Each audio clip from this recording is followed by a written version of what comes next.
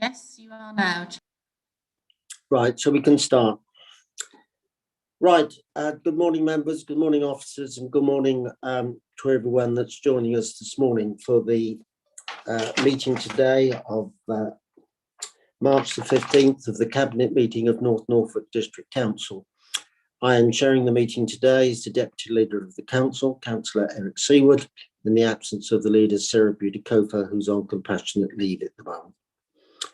Right, apologies for absence. Apart from Councillor Beauty-Cofer, do we have any apologies for absence, Emma? No, none received, Chairman. Right, thank you. Right, we have two sets of minutes to approve. The first is for the Cabinet held on the 1st of February 2021. I'm just looking for accuracy here, so I'll take the 1st of February minutes first. Page 1, page 2,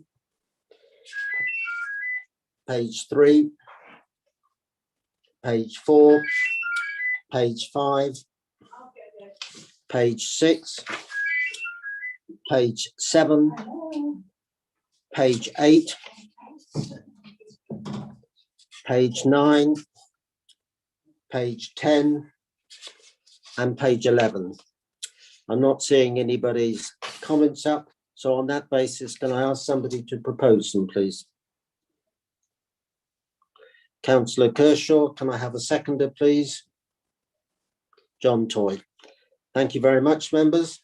Right, I'll now go to the minutes of the Cabinet meeting of the 23rd of February 2021, page 13, 14, and 15. Right, can I have somebody to propose those minutes, please? John, Councillor Toy. Can I have a seconder, please? Councillor Lloyd, thank you. Do we have any public questions and statements, Emma? No, none received, Chairman. Thank you. Do we have any items of urgent business? I'm not aware of any. No, no items of urgent business. Declarations of interest. You will note today, members, that in order to complete an auditor's recommendation, there is a flow chart on page 17 with the papers reminding members in relation to pecuniary interest. Do I have any interest? But I do have a hand up from Councillor Hayman. Councillor Hayman. Thank you, Eric, and thank you for this. I just was looking at these proposed register of interest, or the declaration and things we need to declare, and I was just a bit concerned and a bit curious, and think that the flowchart and the things are omitting some things that might constitute a pecuniary interest. So I'm asking a question, a concerned question in a way, as to what exactly that might mean. I understood that it could pertain to other family members and not just one's partner. Could that be confirmed? And if that is the case, that needs to be added to the potential flow chart. If it isn't the case, I would heartily recommend that it is strengthened by adding family members and indeed anyone else, other interests where one might actually have some benefit in time because of the way that those organisations work. So I'm thinking of a friendly society or a charitable trust or other things which might constitute a pecuniary interest, possibly needing to be added to that. Can I get some advice on that question, please? I was wondering if the monitoring officer could help us. Good morning, Cara. Good morning. I think this is a basic indication flowchart of what may be a disclosable pecuniary interest. In regard to DPIs, it does relate to the member and or her spouse or civil partner.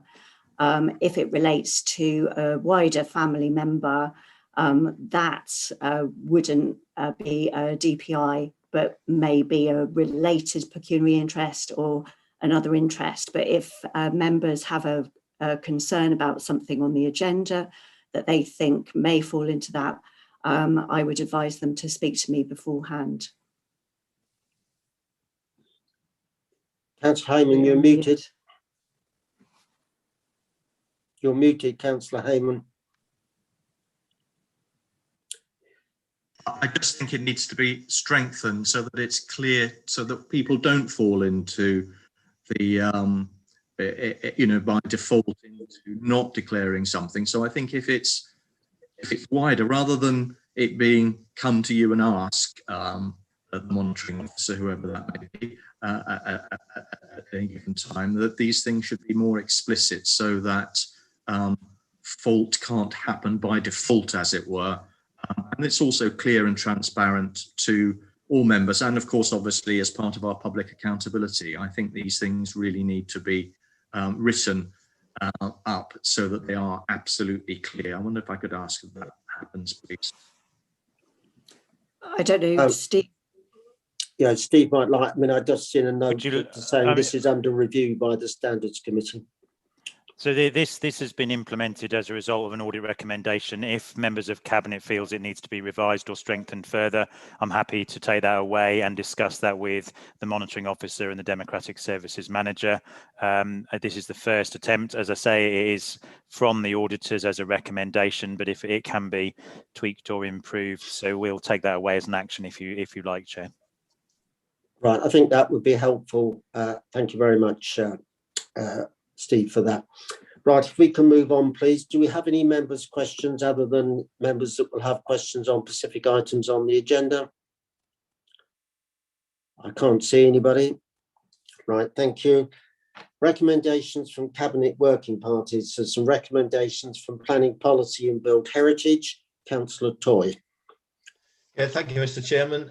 Obviously, you have all the papers in front of you this morning. I'd just like to say that we bring these here to a cabinet, and that just to say that the officers have worked particularly hard on this. They've listened to feedback from the public on Regulation 8, and they've included all that thinking in the plans here.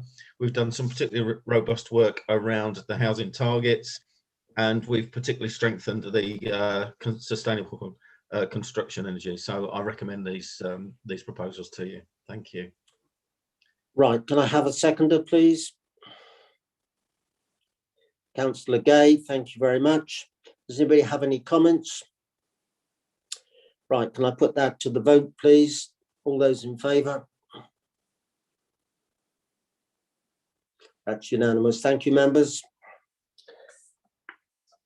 Recommendations from Overview and Scrutiny Committee. Councillor Dixon. Yes, good morning, Mr. Chairman and everyone. I'm happy to report that there are no recommendations to make to Cabinet this morning from Overview and Scrutiny's last meeting. Okay, thank you very much indeed for that. Right, we now move on to the Budget Monitoring Report, which is for period 10. I've got the Section 151 officer, Duncan Ellis, with me this morning. Duncan, would you briefly like to just introduce this report for us, please? Thank you, Chair. Morning, members. Yes, as Eric says, this is the budget monitoring for period 10, so it will summarise the budget position for the 2021 financial year, and it covers the revenue and the capital programme, and also includes an update on the current impact of the COVID-19 position. So the report really follows on from those updates we've given members in May, August and November, and we previously reported a year-end deficit of around £1 million earlier on in the year back in May, and that was then subsequently updated because of central government funding we received to about 0.4 million. But it was highlighted back then that we were still monitoring the position. There were still things that were changing on a weekly basis. So this is a further update as at the end of January 2021. And we are currently expecting a full year overspend in the region of £165,000. And as per the previous reports, the recommendation is for that to be funded from reserves if required at the year end. And we will be looking at funding that from the general fund reserve now. We have submitted a fees and charges support claim now for £750,000. So that covers things like car parking income, which was impacted while we had the periods of lockdown, and some of the other fees and charges claims. And roughly speaking, the government will compensate us for around £700,000 for every £1 million loss. So that £300,000 difference still needs to be picked up by the authority. There is some good news in terms of investment income. So that's outside the scope of the fees and charges support, but it's actually holding up quite well. And we have seen those investment returns recovering. One of the other benefits we have had off the back of the COVID support grants, the government funded those in advance of us paying them out. So we did receive in excess of £60 million to finance that grant scheme. So it has meant that while we were previously forecasting to borrow for things like the reprovision of the Splash Leisure Centre and the purchase of the waste vehicles, we haven't had to do that now because we have had that additional cash flow. So we were forecasting to borrow almost £350,000. The interest of the borrowing would have been £350,000. We've managed to save that. So that's been a benefit to the budget. And actually, some of those investment returns, like I mentioned a minute ago, have actually picked up.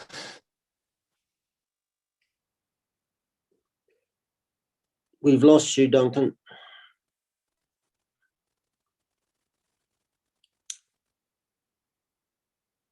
No, I think you've lost.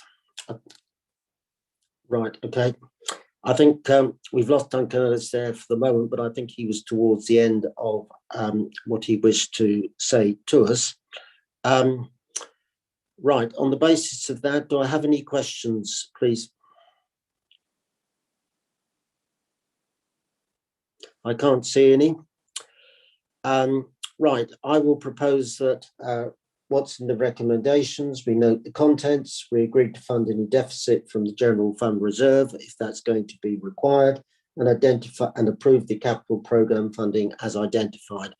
Right, I propose that. Can I have a seconder, please? John Toyd. Right, all those in favour? Thank you very much, members. Right, I now move on to the next item on the agenda, which is the Project Governance and Management Framework. And I'd like to ask the Chief Executive, Steve Blatch, to introduce this report. Steve. Thank you, Councillor Seward. Good morning, members. This report seeks to outline the new project governance and management processes for the Council in response to a number of audit position papers and recommendations during 2019 and 2020, based on major projects which the Council delivered in the previous 2 or 3 years. The proposals outlined in the paper reflect the new management structure and seek to improve accountability and responsibility for project management and delivery, with both in terms of member involvement and officer leadership of projects. It divides projects into large, medium and small. Small projects would largely involve 2 or 3 officers and would deliver projects that are within the budget that have been planned for, but probably involve more than one service area.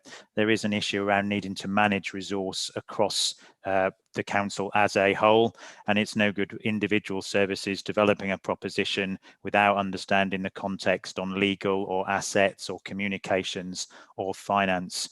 The people don't operate as islands, they need to operate as a team. In terms of medium projects, so projects with a value of more than £100,000 and up to probably £1 million, we'll probably deliver 30 of those in a year. That might be a system upgrade. It might be an investment in public toilet improvements. It could be the purchase of a unit of temporary accommodation.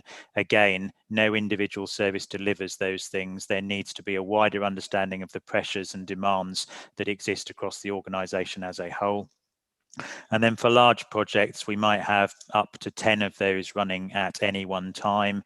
That would be things like the North Walsham Heritage Action Zone, the new Sheringham Leisure Centre, the Fakenham roundabout for the urban extension to the north of the town. So those projects will involve multiple stakeholders, bodies outside of the authority in terms of match funding. They might require land purchase or partnership agreements with stakeholders or third-party organisations. They require corporate sign-off. They require a lead member portfolio holder to be accountable for that project through both Cabinet Working Party and a proposed themed panels within overview and scrutiny. So the intention is to open up, increase the transparency of project oversight, for there to be very clear boundaries in terms of responsibility and accountability for project delivery at both a lead officer and a member level. The proposals have been developed in response to those audit recommendations that have been made and are seen as a robust means of moving forward, but it is a starter. It will be a framework. The process will evolve through learning and practical application. So the proposals are presented to you for endorsement this morning, and then there will be an independent corporate delivery unit that will oversee project governance and delivery through a consistent and standardized approach. The paper is before you with the recommendations detailed in section 1 of the report. Many thanks. Thank you for that introduction. Councillor Gay. Thank you, Chairman. I propose that we accept these recommendations this morning. From my point of view, the paper before us has definite strengths. It will address many of our audit recommendations, but it also puts in place much more careful early preparation for projects, and I think that that's needed.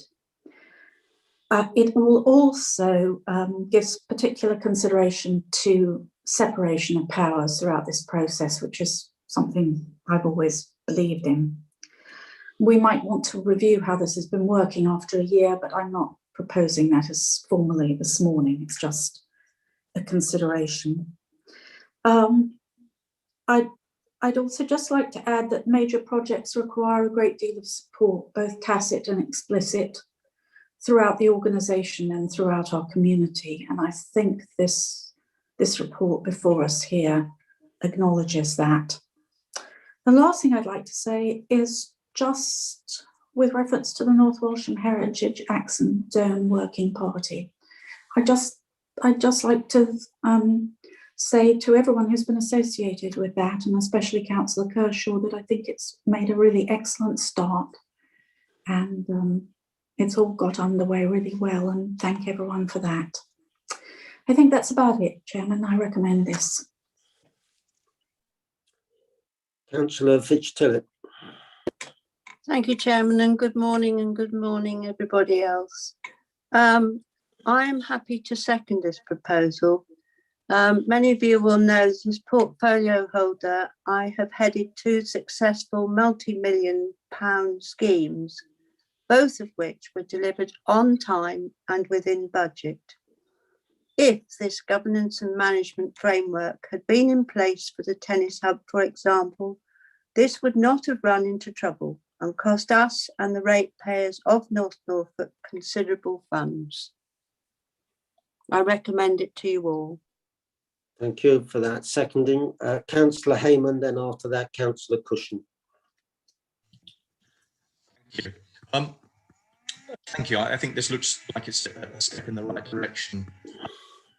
There is concern, I think, which is why this is being addressed, that projects in the past have been badly managed. There's obviously examples where projects have been well managed.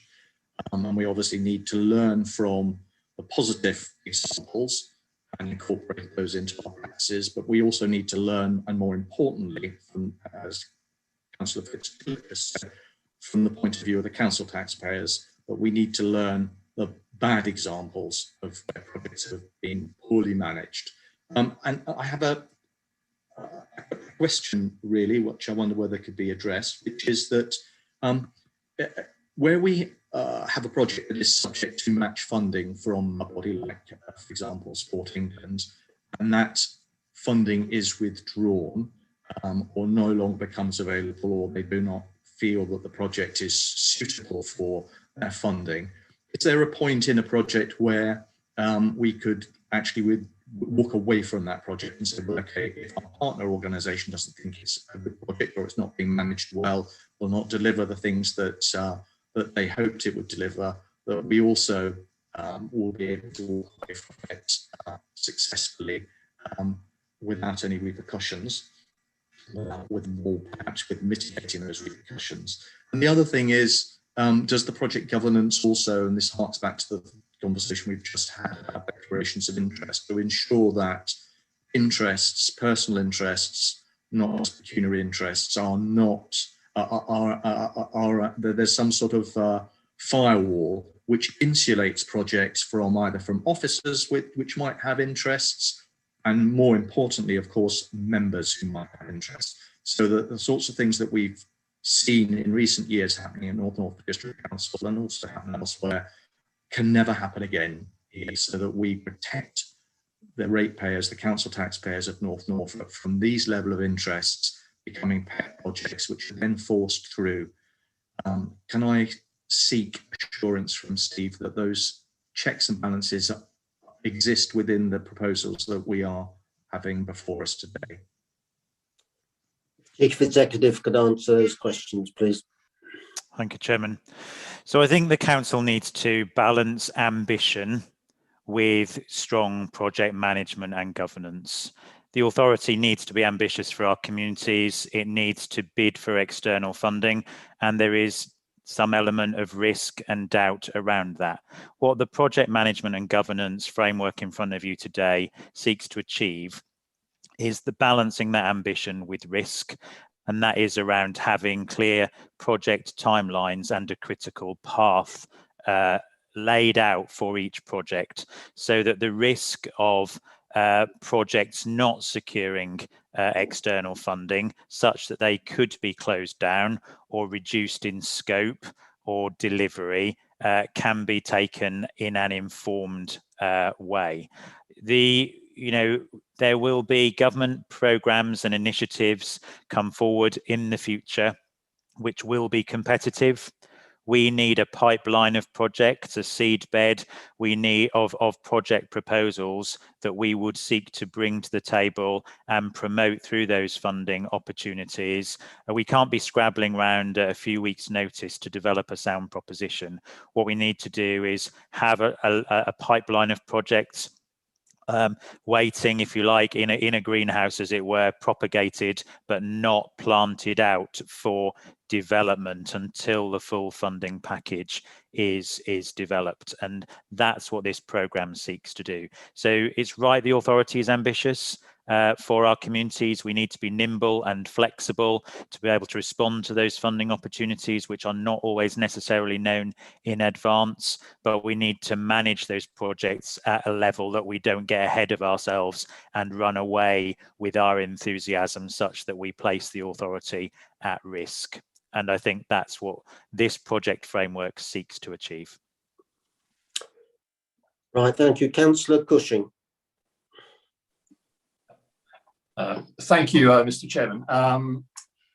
Overall, I think this is positive. It has been to GRAC. I really want to follow up on the point. Actually, the point I was going to ask about is really sort of touches, I think, on the question that Councillor Hayman asked around effectively how you always track that your project is doing what it originally set out to do. What I don't see in here, and I know I made this point in the GRAC meeting, is that the project processes you've got here is essentially based on something called Prince 2, which is the standard government process for delivering project. That whole process is dedicated on something called a gating system, which means that when a funding is applied to a project, you don't, though you may well put the money aside, you don't give all that funding in one go. You effectively cut the project up into slices, and you have review points, generally known as sort of a gating point, where you come back and the project manager will ask for a tranche of funding for one element of the project, and then come back at the next stage and say, right, then I've delivered this, I want the next tranche. But at that point, you review the business case, and that is critical, because for a number of reasons, you always have to keep going back and reviewing that the original assumptions still stand. If you don't have that in your methodology, then you're going to possibly, you run the risk of just carrying on, I've started, so I'll finish. So I do probably like to get the Chief Executive's view on that, whether those sort of gating milestones will be put in there and that process would be employed. Right, I see one or two nodding heads from cabinet members there, Councillor Cushing, what you say. But anyway, can I have the Chief Executive, please? No, I think that's absolutely right, Councillor Cushing, and that is the pathway that is outlined, and I commented in respect of my response to Councillor Hayman.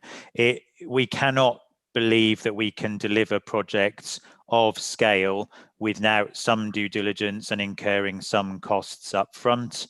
They need to be scoped and managed appropriately, but in terms of that gating principle around securing planning consent, around securing match funding, which might be multiple funds that the match is against a number of strands, all of those things need to be in place before you press the button on awarding a major contract or other phased work. You might have to build up a detailed business case for government or Sport England or heritage funding. Those projects sometimes are staged. That needs to be scoped and known in advance up front, with the relevant risks attached and identified in those gating proposals that you've described. So the model seeks to put in place those arrangements where perhaps they haven't been clearly understood in the past. Right, thank you for that. Can I have Councillor Dixon, please? Yes, thank you, Mr. Chairman. I guess my comment is probably in a similar vein to that of Councillor Cushing in a sense. I'm certainly supportive of the proposals, and my comments really are to just caution about seeing this as the silver bullet that will secure particularly major projects.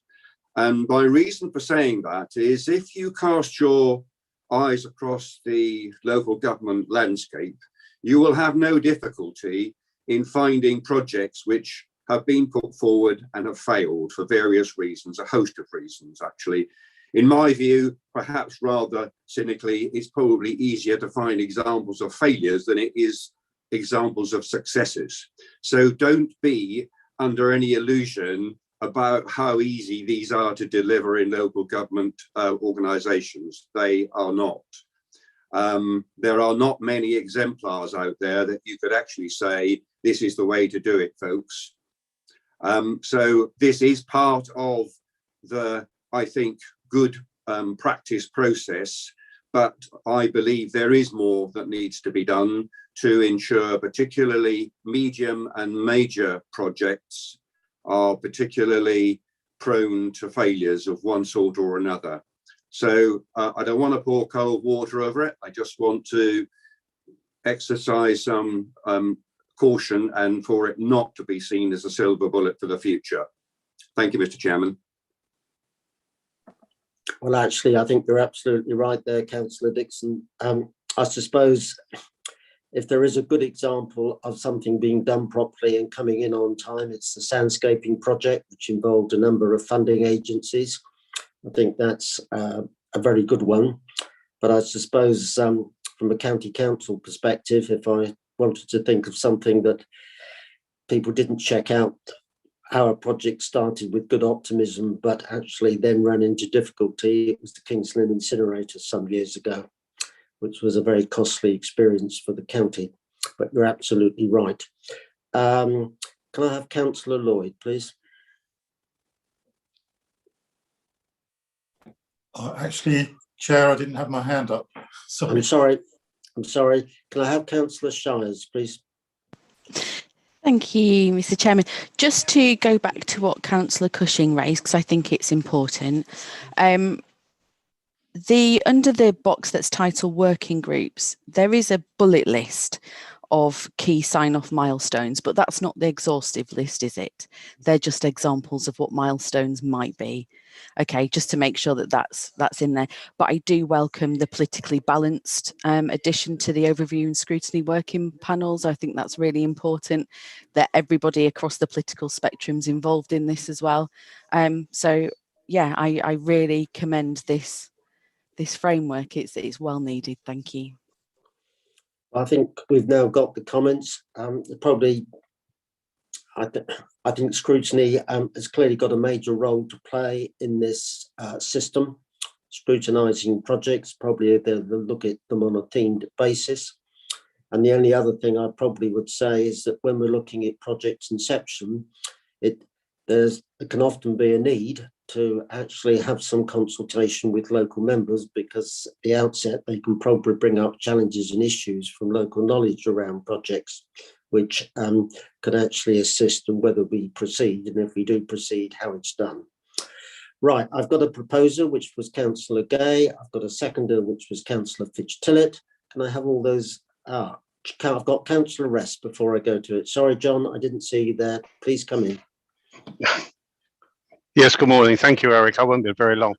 Just to say that from the independence point of view, we fully support this idea. I think it's well laid out, and I think it's probably should have been done long ago, but there we go. We move on and we act upon these things very quickly. That's with one hat. From the other hat of the GREC situation, I think it would be fair to say that we will obviously be keeping a very close monitor, as we usually do on these types of projects, and we won't be frightened to come back and sort of challenge you for anything that we feel is too late. We will keep the auditors well on top of this one. I think it will work, and I think that is the way to do it. Is we need to be ahead of it, not following it as it goes along. So thank you for the opportunity to speak. Right, thank you very much for that, Councillor Rest. Right, I've got a proposer and a seconder, which I've addressed. Can I now have all those members in favour, please? Right, that's unanimous. Okay, thank you very much, members, and for your contributions on that particular item. It's probably the most important report we've got in front of us this morning. Right, the next one now is the temporary housing paper. Councillor Hayman. Thank you. Okay, so this report obviously outlines the new project. Sorry, I'm looking at my last notes. Hang on.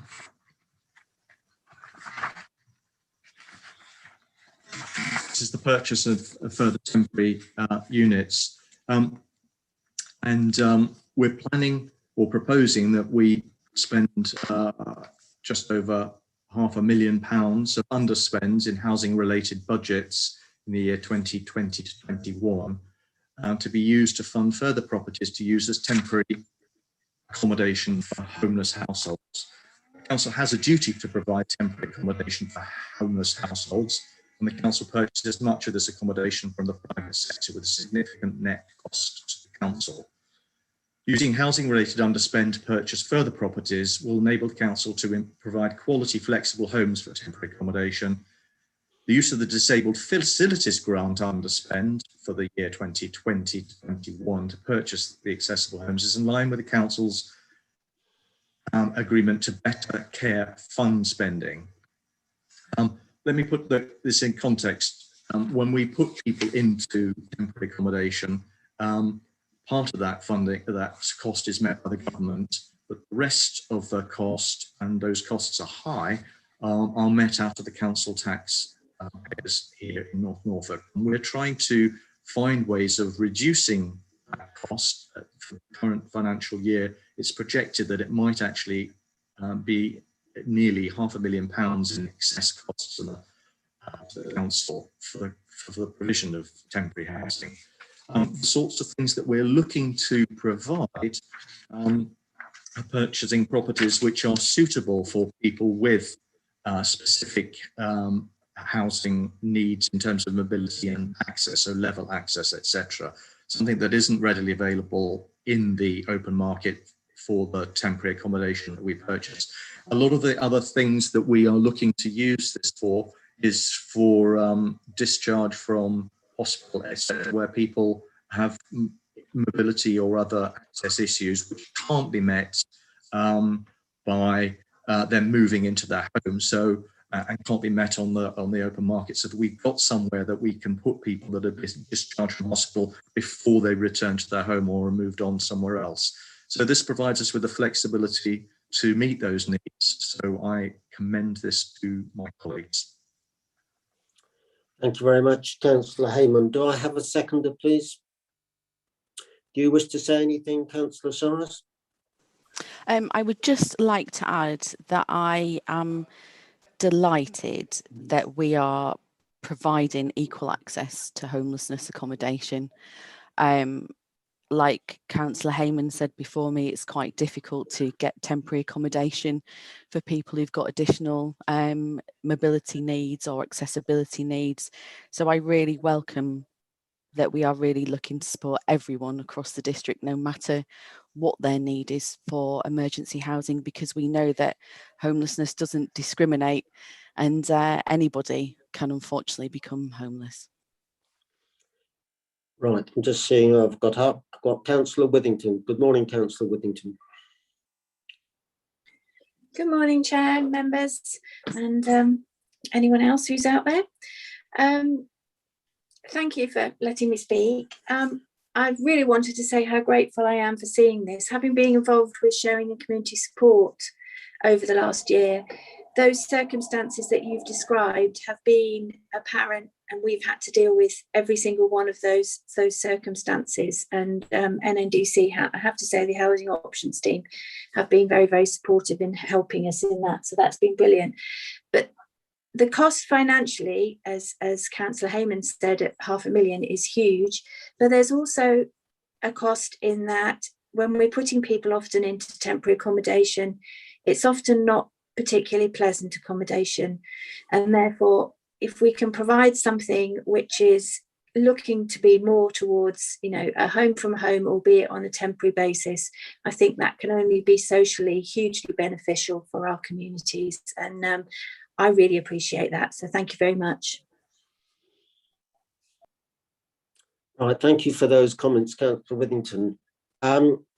Greg, Councillor Hayman, we've got the officer with us this morning, Nikki Debbage. Does she wish to say anything at this stage? No.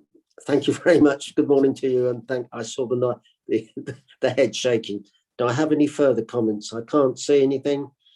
Right.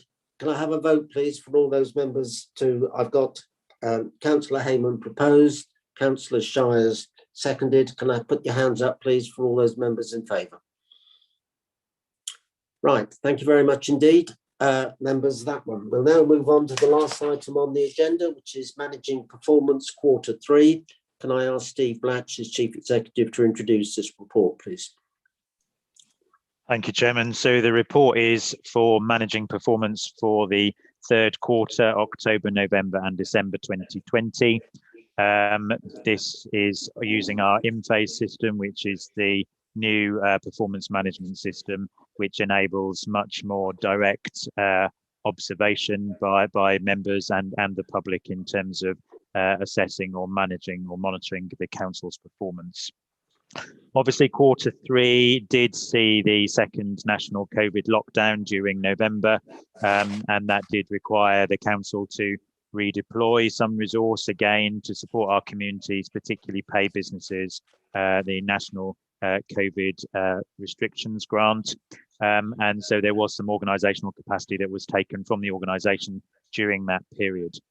The plan or the information in front of you describes the performance against the council's 6 principal corporate themes as laid out in the corporate plan, and I think good progress has been made against those ambitions and priority objectives.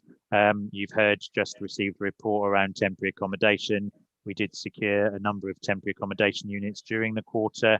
We saw these councils' new climate change and environmental policy officers appointed, and good progress was made, continued to be made around the delivery of the Sheringham Leisure Centre project and the North Horsham Heritage Action Zone. The report has been presented as a pre-scrutiny item to Over and Scrutiny Committee on the 10th of February, and so other members have had the opportunity to comment.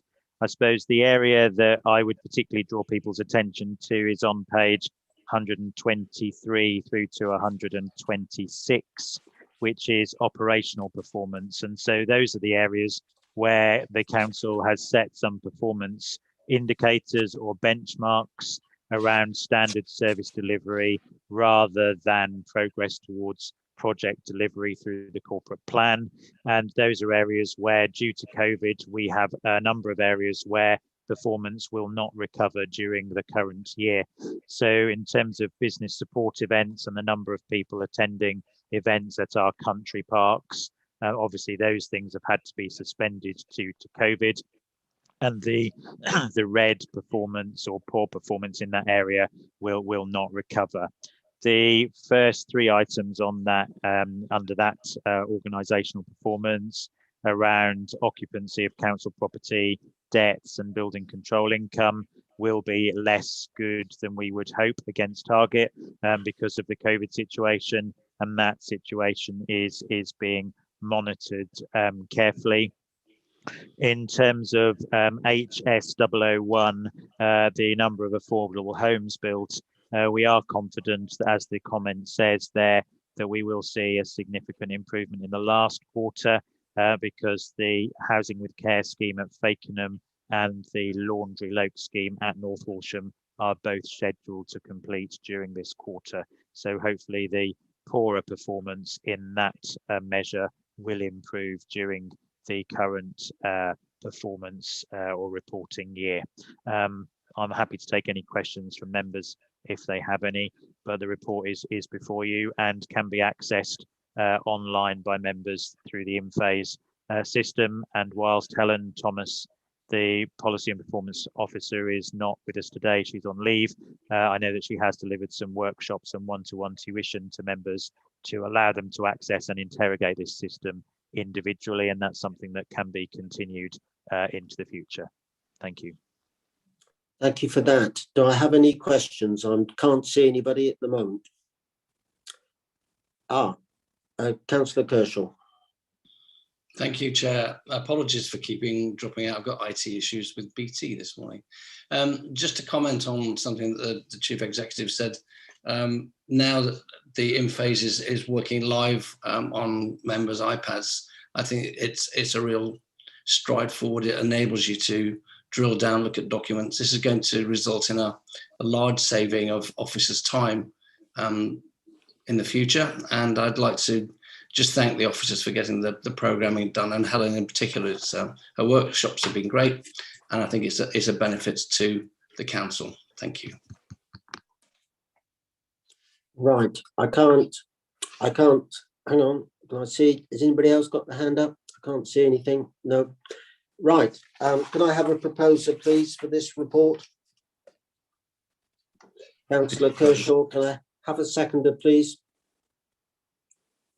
Councillor Toy, thank you very much. All those members in favour? Thank you.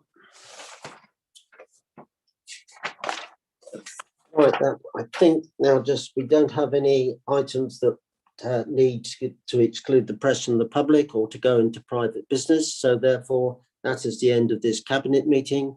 I should like to thank everybody, both members and officers, for attending this morning. For those of us that are moving on to business planning, we will start at 11 o'clock. Okay, thank you very much and good morning. Chair. Thank you and good morning.